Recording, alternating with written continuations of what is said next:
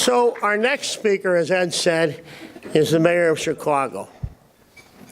And there's three things, as president of the City Club, I want to share with you about our next speaker. We, the City Club, is enormously grateful to him and his wife, Amy, who was with us a few days ago, for both visiting and speaking at Misericordia, Special Olympics, and other civic and charitable events that we get involved in, and giving back in the same measure that we've all received. Number two, we're very thankful to the mayor for helping raise millions of dollars for these civic and charitable causes. And number three, his frequent appearance, like today, at City Club events and encouraging his commissioners, like Commissioner Scheinfeld and others, is deeply appreciated. Ladies and gentlemen, Mayor Rahm Emanuel. Mayor.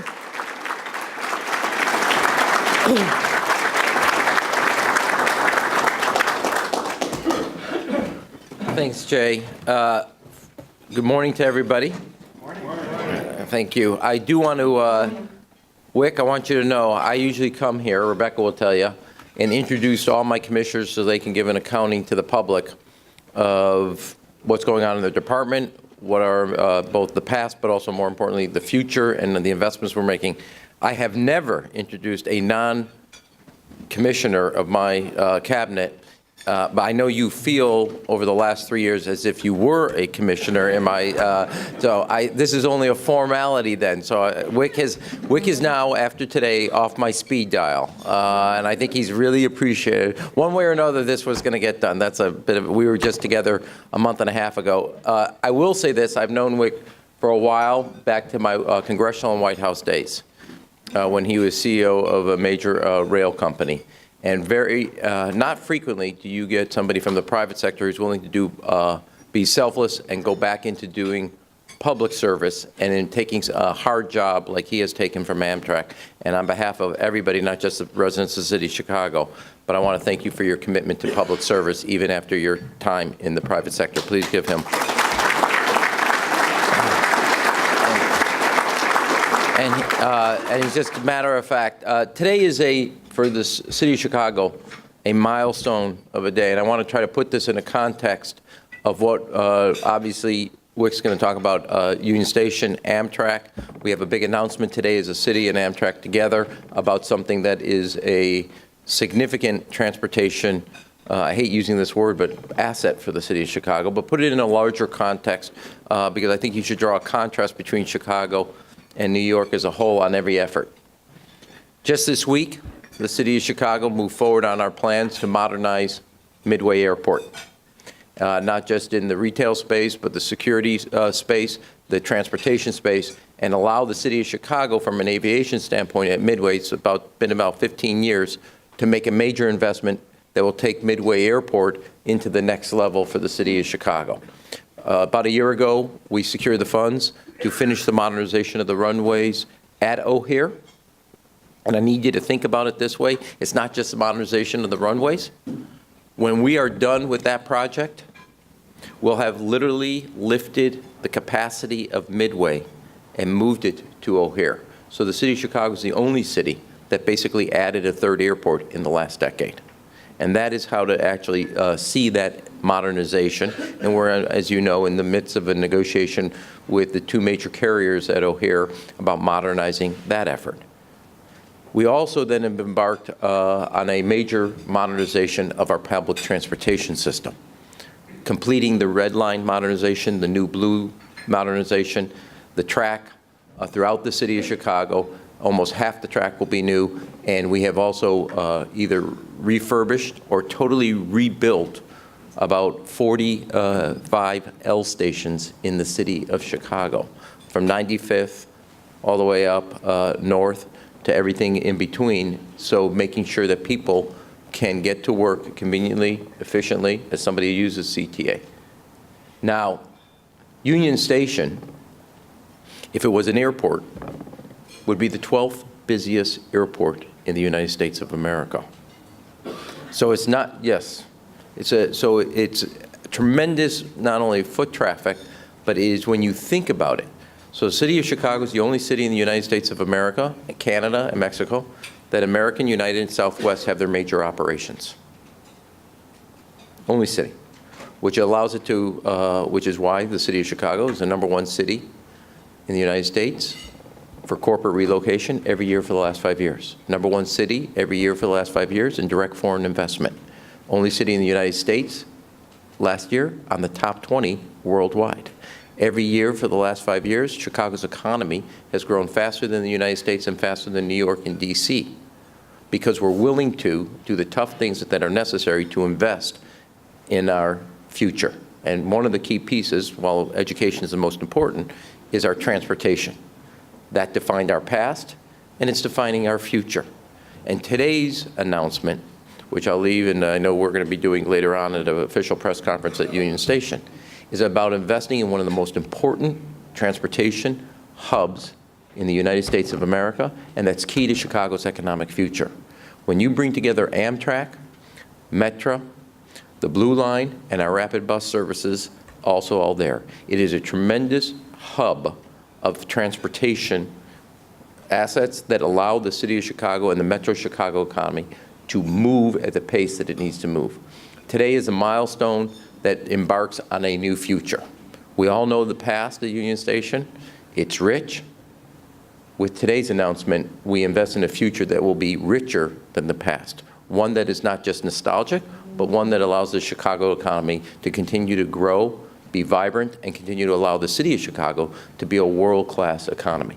And if you look at everything we're doing, from aviation to public transportation to then what we're doing here at Union Station, I am a middle child, you all know that. It stands in contrast to what's going on in another city in the Northeast where it's gone to total gridlock. And Chicago, by investing and doing the things that are necessary with somebody like Wick, who has been tremendous in leading and being very pragmatic, what does it take to grow? Today is a milestone, yes, for Amtrak.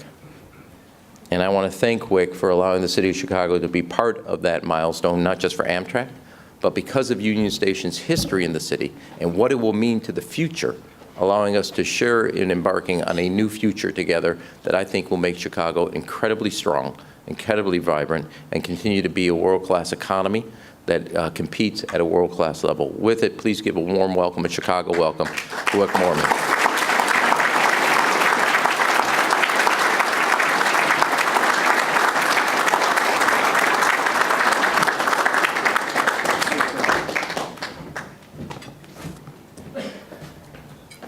Thank you so much, Mayor Emanuel.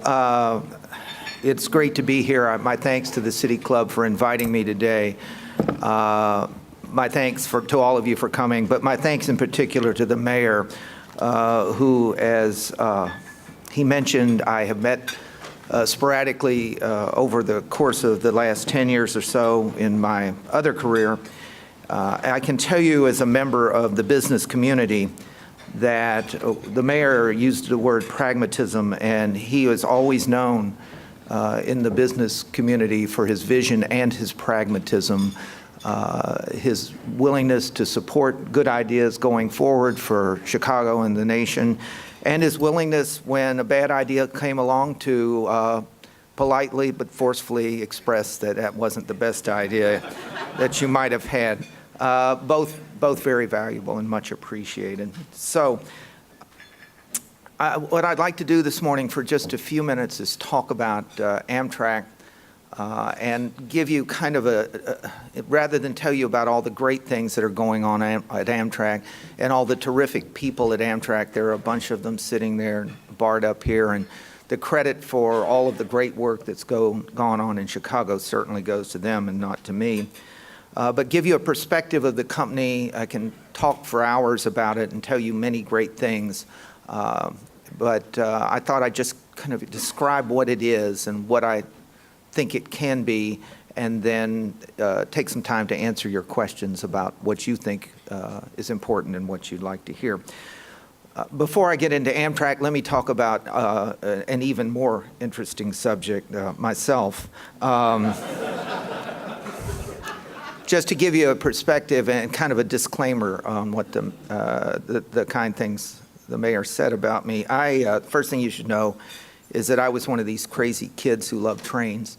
And like some people, just never seemed to grow out of it. I was fortunate enough to get a job very early on in 1970. I went off to Georgia Tech and got an engineering co-op job with a company called the Southern Railway.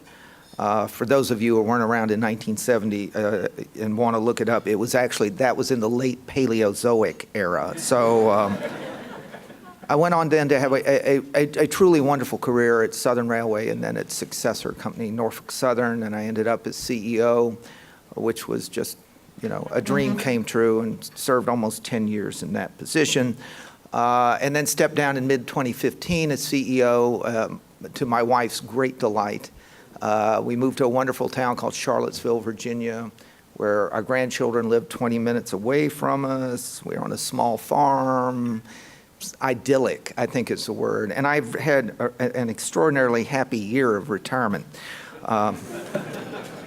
And then the chairman of Amtrak and a couple of board members, Jeff Moreland, whom some of you know from Chicago, approached me about this job. And, you know, I did the right thing, and I said no. And then I said, but I'd be willing to help in some way if I could, because I think, you know, one, this is an industry that I feel very, very strongly about, and I think Amtrak's very important. And that was a mistake to say I'd help, because after an unsuccessful search, the chairman, a gentleman named Tony Kosha, came back and, to my wife's utter disgust, talked me into doing this. And I did it. I've tried to analyze the reasons that I've done it. And the first, I would say, is what I said. You know, I'm blessed in every possible way. And I feel very strongly about the railroad industry, and this was the way to do something for the railroad industry. Even more importantly, I do view this as some form of public service in which I don't have to run for office or have extensive background checks or, you know, anything like that. Not that there's anything wrong with that. And the third, just to put a damper on it, was a pretty unhealthy dose of ego. It's one thing when everybody, because there were a lot of people saying this in the industry, oh, Wick would be perfect for Amtrak. That's fine, but when you start to believe it yourself, you're making a mistake, and I did.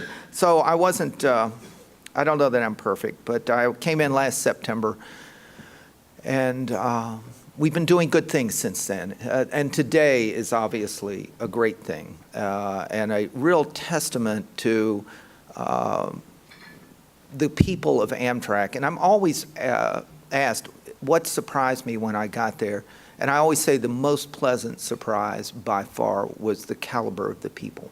We have great people all across the company. People who understand what Amtrak is, understand what it should be and can be, and understand that we need to focus on the things that are important. Focus on our partners like the city of Chicago, focus on our customers, and make sure that we pay attention to everything that we can to make sure that those relationships and that customer relationship in particular are as strong as they can be. So let me back up and as I take my watch off to make sure I'm not going to ramble on too long, talk for a minute about Amtrak. And there's a saying that I have that I always want to use talking about Amtrak, to talk about Amtrak, what it is and what it isn't. Because there are some number of misperceptions about it or myths about it that I think are important to discuss.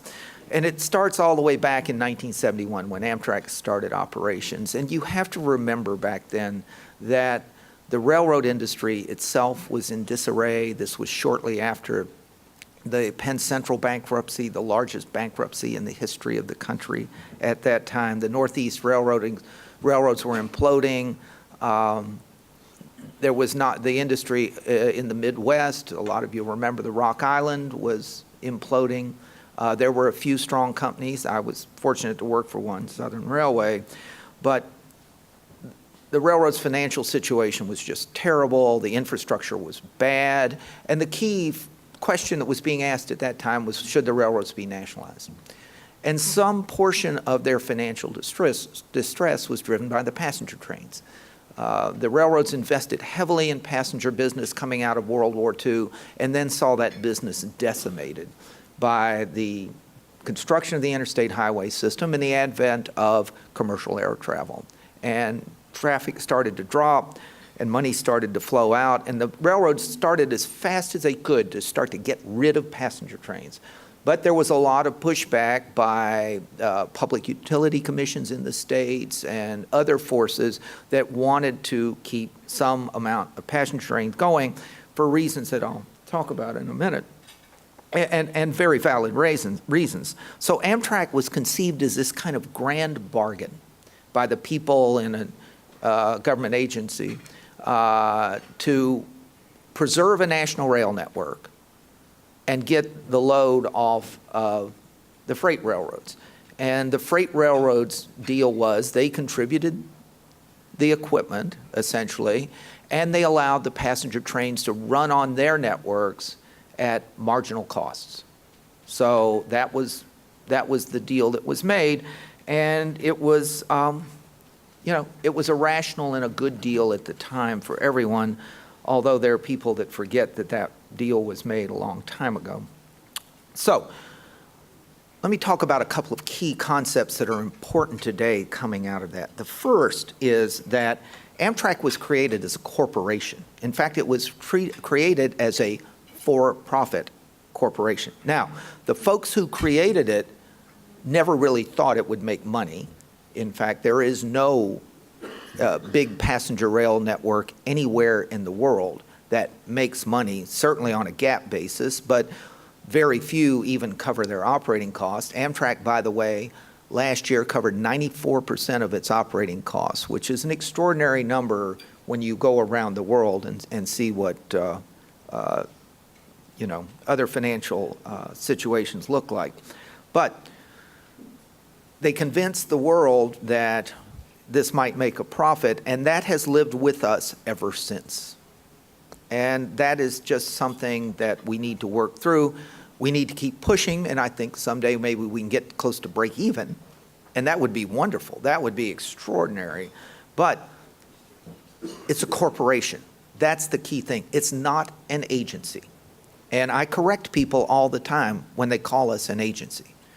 We have a board, albeit presidentially appointed, but we have a board, we have a CEO, we run like a company, and that is the message that I have been preaching to everyone at Amtrak since I arrived. We have to compare ourselves to other good companies, and we have to make sure that we perform like other good companies. Now, what does that mean? Well, it means four things, and these are the four things that when I came in were what I called my tier one issues. The first was organize appropriately, organize to address the business issues and make a success, and then get the right people in the right places in the organization. And we, in fact, have done that. We have separated out a kind of a mixture of commercial and operating organization, and had people now focusing on the commercial lines and our three businesses, and people focused on operations, and I think that's a much better way to do business. The second, and this is just something that I think in particular is important, is focus on creating a great safety culture. You know, the Class 1 railroads have done that. And I have been fortunate enough to be exposed to a couple of other great companies, of which I'm on the boards. And they have great safety cultures, and Norfolk Southern had a great safety culture. And I firmly believe that until you have the discipline and the culture in place to be great at safety, you can't have a great company, right? You can't be a strong company operationally if you don't have good safety. You can't have great customer service unless you have safety. So we are extraordinarily focused, and will remain focused on that as a building block to item number 3, which is operational excellence, right? We have a mandate to do certain things, and from the government. Our job is to do that as efficiently and effectively as we possibly can, and we need to be better at that, and we can be better at that. And then fourth, we need to do something that I think Amtrak had lost sight of a little bit, and in some ways justifiably so, because of these enormous pressures that come from at least certain members of Congress all the time, and initiatives that were taken on 10 and 20 years ago to kill the company. We need to focus on the customer. We need to make sure that we run well, we save money everywhere we can, but we don't go out and just try and penny pinch and save money at the expense of the customer experience. And that's something I think that we've probably done in Amtrak before. We're not going to do that today. So, and when I say customer experience, that's all the way from ticketing and e-ticketing and some things we do very well, to stations and the station experience. And you have this magnificent station here, just a wonderful, wonderful station, a treasure, I think, for the city. It goes to customer interactions with all of our train crews, our onboard service professionals, right? That we have the right training and the right attitude, and we have customers-focused people on those trains, trying to help people try to solve their problems and doing it in the right way, consistently and diligently. We have enormous numbers of people who want to do that, but we can train better and make sure that it's a more common experience across our ridership. And finally, our equipment. We got some shabby stuff out there. We have a lot of old equipment, but that doesn't mean we can't take care of it and refurbish the interiors and do things that at least provide a good experience, so that when you walk on an Amtrak train, you say, oh, this is nice. The airlines do it with 40 and 50-year-old airplanes. You don't want to know how old some of the airplanes you fly on are, right? Look for the little plaque on old Boeing airplanes. It's right there at the door. It says when it was built, or maybe don't want to look. But you walk on it, you can have a great experience. And we, in fact, are starting down that path of refurbishing some of our oldest equipment, and I hope we'll continue to do it.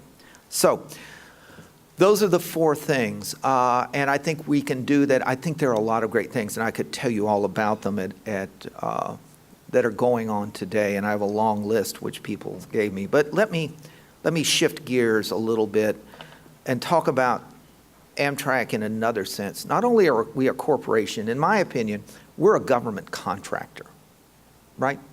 We're, in some sense, without offending those of you in the defense industry, we're not that much different than a company in the defense industry or a highway contractor or whomever else it is that's really dependent on funding from the government. The key difference is the business model, right? Lockheed Martin or Northrop Grumman or whoever's highway construction company have a business model where they charge the government directly for their services. And by doing so, they're able to charge an amount that has a margin that can provide for future investment, pay shareholder returns, and that's a good business model. I came out of that world, and that's a world that's made our country what it is to a large extent. Amtrak just has a business model. We rely on user fees in the form of both ticket revenue and state support and commuter agency support for using our assets, and then we go to the government directly for the rest of the money. We go to the government directly for subsidizing our operating loss. Our operating loss last year was about $230 million. As I say, we covered 94% of our operating costs internally, and we go to the government for capital. And that's kind of the more important piece, because one thing that is true about Amtrak is after 45, 46 years of existence, there have been some very lean times in terms of capital investment. And we see that in particular with our equipment, and even more so with the Northeast Corridor, where we are running a lot of trains on some very old assets. But as I say, we're a government contractor, we have a business model, and even though the business model might be problematic, that's no excuse not to run a great company and not to be focused in everything we do on running that great company. Let me wind up by talking a little bit about Amtrak today and what it is and where I think we're going. We have three businesses today. We have, first and foremost, in some sense, the long-distance business. That's why we were created, right? All those years ago, to preserve that network. That network has shrunk a little, but by and large, it's in place. It's only about 15% of our ridership. It's a little more than that, than our revenue, because we run trains a long way. And interestingly enough, even though we run trains from Chicago, as you know, to Seattle, to Oakland, to LA, most people don't ride from Chicago to LA. Most people, only about 10% of our ridership on any train does that. Most of them use it for intermediate ridership, for connecting city pairs. And from the standpoint of the importance of the long-distance network, something like 56% of the rural population of this country is within 50 miles of an Amtrak station. And we go through a lot of places where Amtrak is really it in terms of public transportation. And I think that's an important service. And the government, with whom we contract to provide services, has always felt that's important as well. The issue with the long-distance service, of course, is that if you look at it from a financial standpoint, that's where a lot of the losses are. Amtrak, like a lot of network businesses, has a lot of allocated costs, right? You allocate the cost of the reservation system, right? You allocate the cost of the law department. You allocate the CEO's salary. So that 8 1/3 cents a month I was making, is spread out according to certain formulas. That was before, for reasons that had to do with my other pension income. My salary went to zero, but that's okay.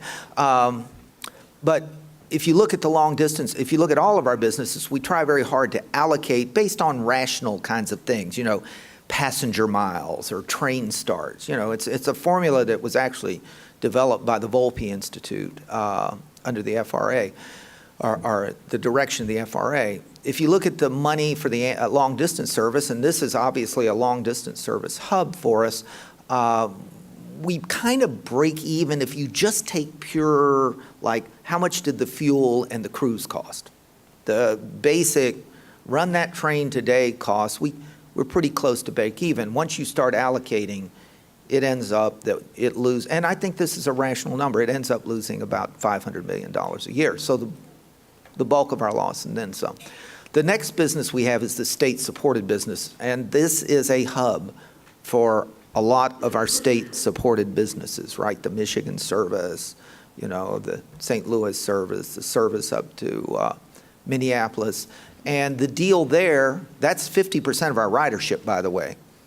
The deal there, and this was formalized in the PREA Act in 2009, is essentially that if the state wants the service, there was a lot of state service that was out there before, and some got it for free almost, and some paid, depending on when it started, is that the state makes up the operating cost loss and pays us some amount of capital. And we're far enough along in our agreements to where that business is closer to break even for us. In a fully allocated basis, it still loses, I guess, $80 or $90 million a year, but that can be straightened out.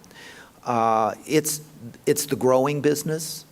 It's the business that I think Amtrak and rail passenger travel are going towards in this country, right? It's this shorter distance, and particularly shorter distance rail travel into places where you say to yourself, do I really want to drive to downtown Chicago today, right? So, and a great example, I live in Charlottesville, as I mentioned.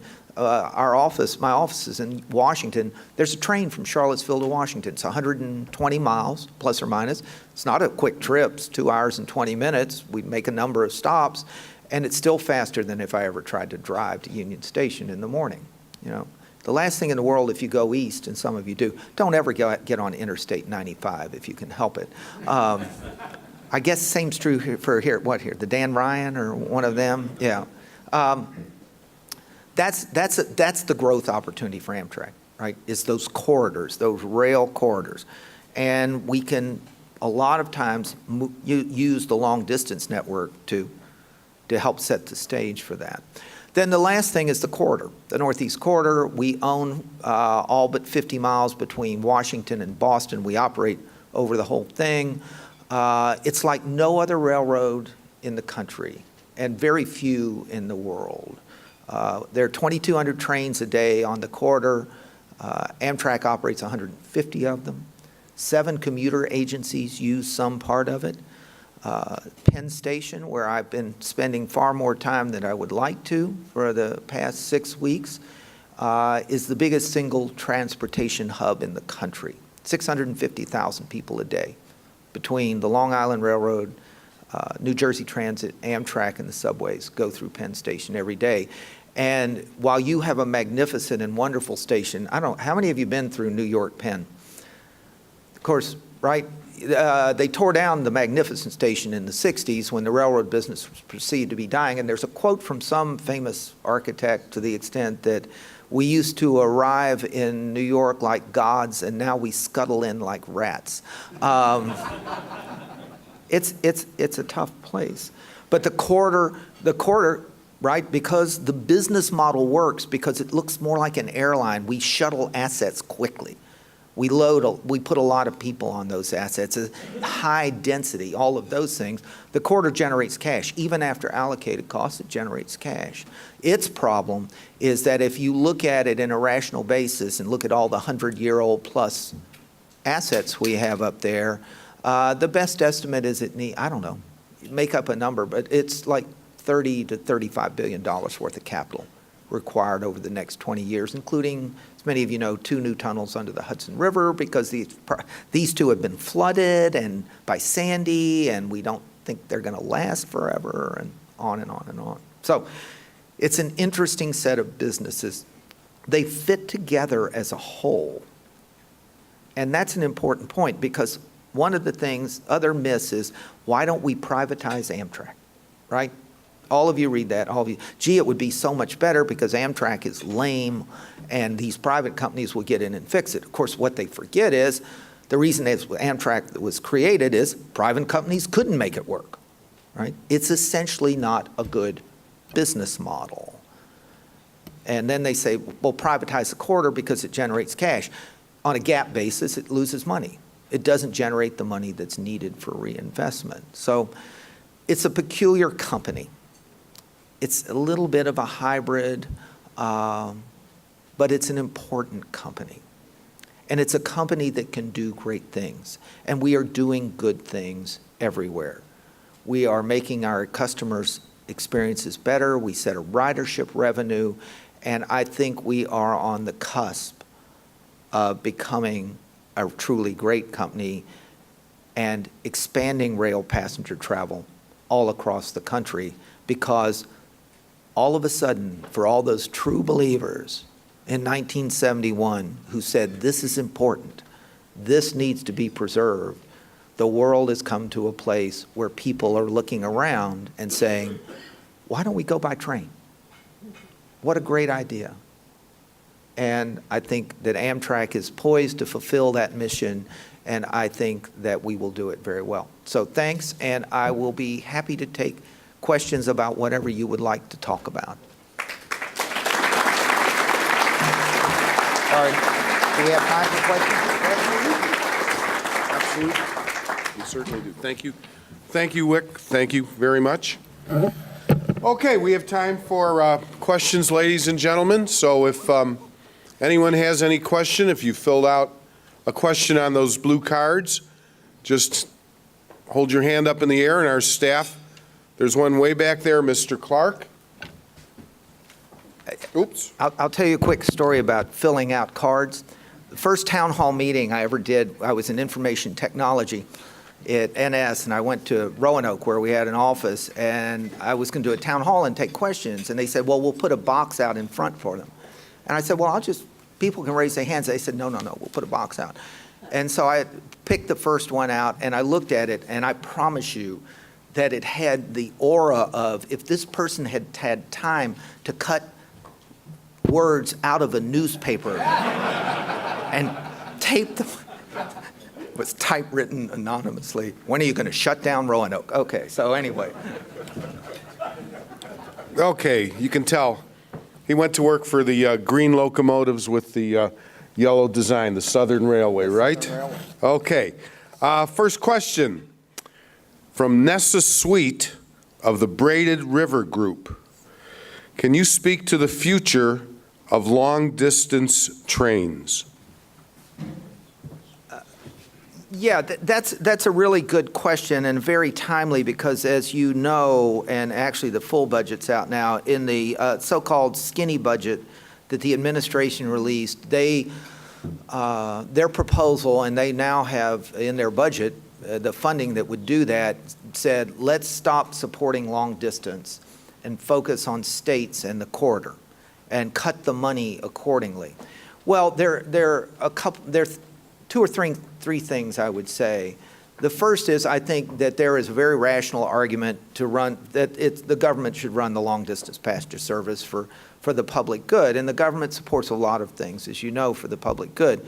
Furthermore, our relationship at Amtrak, this is another little-known fact, with the Hill now in Congress, on both sides of the aisle, is probably as good as it's ever been. You know, when I have a Republican senator from the West tell me how important rail passenger transportation is to his state, that's a change, right? So I don't think, we have to see where it all goes. I don't think there's any appetite in Congress to do anything about the proposal. And in fact, if you looked at the budget compromise that they just reached to get us to September, we got more money rather than less. And the third thing, which the point we make, and I'll go back, and the reason I mentioned the allocated cost is, if we were to say, if somebody said, look, you're losing $500 million on long-distance network, cut them out. Well, the problem is all the $500 million in revenue would go away. We have a significant amount of labor protection for the next 4 or 5 years, so most of the labor costs would not go away. All of the allocated costs would get dumped over on the other businesses, and the net result is we'd stop investing in the Northeast Corridor. So I'm optimistic. Okay, thank you, Wick. This is from Ryan Griffin Stenke. Sorry if I butchered your last name. The negative image of passenger rail as a business that requires subsidies conveniently ignores how heavily we subsidize highways and airlines. How do we go about leveling the playing field? Great question. We only have great questions at City. I knew that.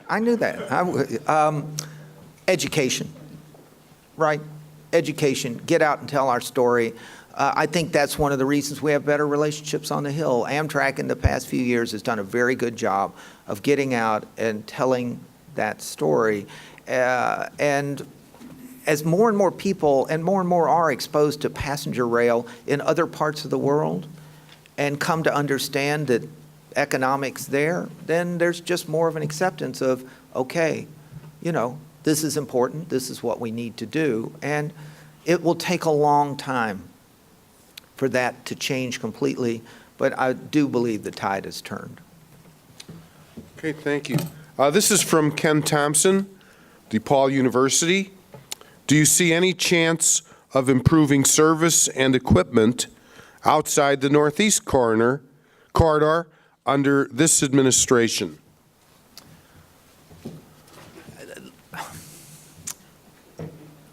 I don't think, yeah, I look puzzled, I know, but this is a frequent phenomenon. I wouldn't talk about it in terms of this administration, right? Administrations all have philosophies, and then, you know, we see what Congress ultimately does. I think there's a great question there about improving equipment.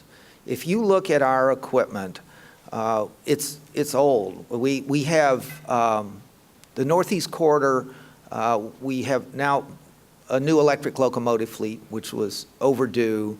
We have, and this is a lot of credit to people at Amtrak, we have ordered the next generation of Acela, and it'll be coming online in 2021. And for those of you who have ever used the corridor and taken the Acela product, it's good. The next generation will be great. Absolutely great. Comparable to anything in Europe. And in fact, these are the same supplier and same trains that TGV is looking at for their next generation. So what do we do about the equipment? Because we have old diesel locomotives, and that's the long-distance network, and a lot of old cars. Well, I mentioned we're starting a refurbishment program on the oldest set of coaches, and that's the corridor coaches because they're oldest, and it's also a lot of state-supported trains.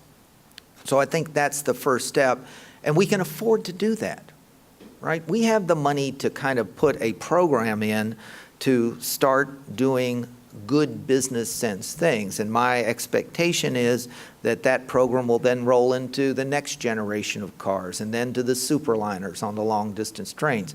I think Amtrak has within itself, at the funding levels that we see today are slightly higher, the ability to do that. We have the ability to go start working on that diesel locomotive fleet. But there's a mindset thing at Amtrak that's changing, and it has to change. And that is that because it's been under such financial pressure and because there's been this uncertainty about, well, how much money are we going to get this year, that there really hasn't been kind of the mindset of let's plan a 5-year program. Right? Let's commit to a 5-year program to do equipment work or to do locomotive work or whatever it is, or to do track work. And the simple fact of the matter is, if you look at our funding levels for the past number of years, they've been reasonably stable. And businesses, all of you are in business, you know, you make 5-year plans, right? You kind of go down the road, you don't commit all your money for next year, but you make a commitment, you're going to spend some amount of money next year, and you're going to plan for it and keep going ahead. And we need to get into that mindset of let's put those longer-term programs in place, because the odds are really good that we can afford them. And just like business, if something bad happens, you take action and you delay it a year or you do whatever you need to. So I'm optimistic we can keep working on this with any administration. If you'll allow me, I think the key issue for this administration, which all of you are so aware of, right, is what are they going to do about infrastructure? That's the big question, because there's leaving alone what's going on in Washington these days, there is clearly a bipartisan belief in a big infrastructure package.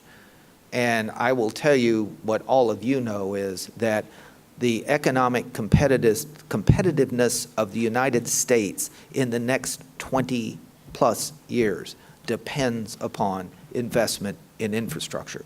It was the investment in infrastructure in the 60s and the 70s that gave us the decades of prosperity that we've had. And my hope is that they'll pass that. I think they will do some things for Amtrak if they do that are important. And we'll just keep our fingers crossed. Okay. Thank you, Wick. This is from Fred Owens with HOH. Is Amtrak considering concrete-supported rail slab track for high-speed, high-use lines?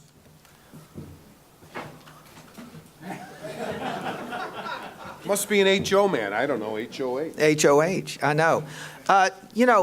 There have been railroads around the world. I'm an old track guy, so I ought to know something about this. There have been railroads that have looked at that. I think that by and large, we are going to, our plan is to stay, unless it's in kind of special situations, tunnels and things like that, with kind of the conventional track structure. The corridor right now, it's concrete ties with welded rail. Part of that driven by the fact that in some sense, slab track in theory is you don't need to maintain quite so well, or it lasts longer, but we have the equipment, we have the know-how to maintain the current system. And there are pieces of the railroad, there are a substantial number of pieces of the corridor where we run freight trains, which is almost unheard of anywhere else in the world. Norfolk Southern runs, coal trains and other things up and down the corridor, and that tends to degrade the infrastructure, degrade the surface of the track, and so I think we need to probably stay with where we are. Although, if you want to come up and persuade me that I'm wrong, I'm certainly willing to listen. Very good. Thank you. This is from Kevin Brubaker, who's with the Environmental Law and Policy Center. What is the solution to the problem of freight railroads not allowing Amtrak to achieve on-time performance? You can tell him the solution, then he can come up with all the dough. Well, it's that's the question we always get. And as the CEO of her 10 years of a freight railroad, I guess I have a balanced perspective. It's hard to run a railroad, just so you'll know. That's a tough environment out there, and railroads are businesses. You know, freight railroads are businesses with shareholders to satisfy, customers to satisfy. By and large, the freights try to help us. Now, try is a word with some degree of variability, and some are better than others. But even the ones who try have a tough time getting us to like 80% on time. If for no other reason that there's always something, you know, when you run a train from here to Oakland, California, there's a lot that can go wrong on the railroad in between here and there. You know, the Amtrak train or the train ahead or 3 trains ahead can have an incident at a railroad crossing. They can lose their brakes. There are all kinds of things that can happen. And we're never going to, we can't fix that. There's just so far we can go. We can try very hard with the railroads who are not giving us the ride we think we should have, that are clearly parking us for freight trains occasionally, to work with them. But we don't, in all seriousness, we just don't have that much leverage. And I spoke, and one of the reasons I mentioned this grand bargain in 1971, you know, the folks who struck that bargain are long gone. And the people who run the freight railroads today look out there and they say, let's see, you want me to give this train the very highest priority and you're not paying me anything to run it. That's the way they look at it. And so it makes it tough. And the really tough part in terms of money is there's nothing, I mean, you know, we do give some incentives for on-time performance, but if you give Norfolk Southern or BNSF or whomever $5 million for running your train better, you know, in a company with a $22 billion or $30 billion, whatever it is, market cap, it's not material. It doesn't move the needle. Because if they say, I'm making trade-offs and you want me to hold this important customer's train for your train, if I lose that customer, and there's a lot of competition out there, and they go somewhere else, that swings the needle far more than Amtrak can. It's hard. I know all the freight railroad CEOs, obviously. I talk to them, and they understand Amtrak. It's not that they're trying to deliberately do things to us, but, you know, they got a railroad to run, and we're not the top priority for them. It's just that simple. Thank you. We have time for a few more questions, if that's okay with you. Yes, sir. Great. This is from Mike Lieber with the Lieber Law Group. What are the chances that the line from Chicago to Milwaukee is upgraded to high-ish speed rail, 110 miles an hour, or truly high-speed rail? You know, I'm not going to answer that question because I'm going to be very honest with you. I don't know the answer. I just don't know the state of play with that. Obviously, you know, I'll go back to, that's a host railroad, right? So you have to work with the host railroad to do anything like that and see what they think it costs and see what then the ongoing maintenance costs are and things like that. But let me answer something I think most of you probably know, a tangential question about truly high-speed rail. Why don't we run like, you know, the TGV or someone like that, or the Japanese or someone like that. Well, about 50 years ago, the Japanese with the Shinkansen trains figured something out, and that was that the state of the technology even then had reached a point where if you put overhead catenary in and put electrification in, you could pump enough horsepower into a train that hills didn't matter so much, right? You could run fast up a hill that in the past would have been constraining in terms of speed. But what you can't do is go around curves fast.